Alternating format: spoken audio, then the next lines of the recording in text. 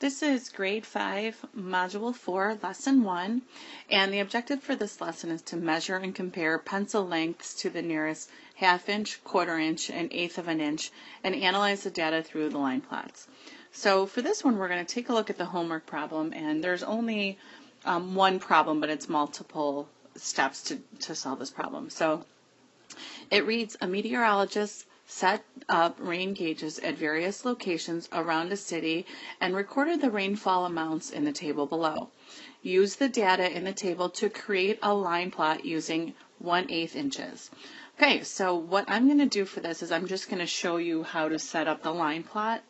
And we're going to start out with our number line here.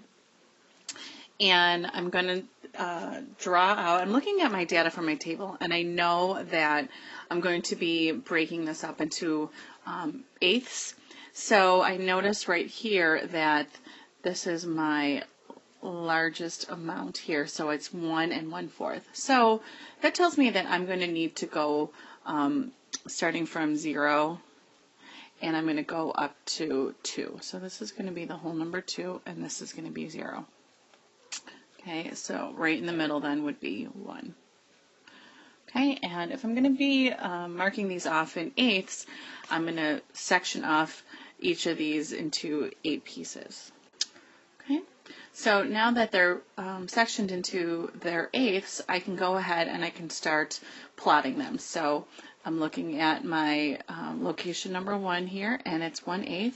So right above 1/8, I'm just going to put an X. And then I'm going to look at location number 2, which is 3/8, and I put an X above 3/8. So this is 1/8, 2/8, there's 3/8 right here. And I'm going to go down to location 3, and I notice it has 3/4. So what I'm going to do is I'm going to find an equivalent fraction for 3/4, and I can easily see that that's going to be 6/8. So when I find 6/8 here, so I have 1, 2, 3, 4, 5, 6/8, and put my X here. And I continue to do this for all 10 of my locations. So now that I have my number line labeled, I labeled in red the eighths, and then in yellow I labeled fourths, and then in green I labeled the halves.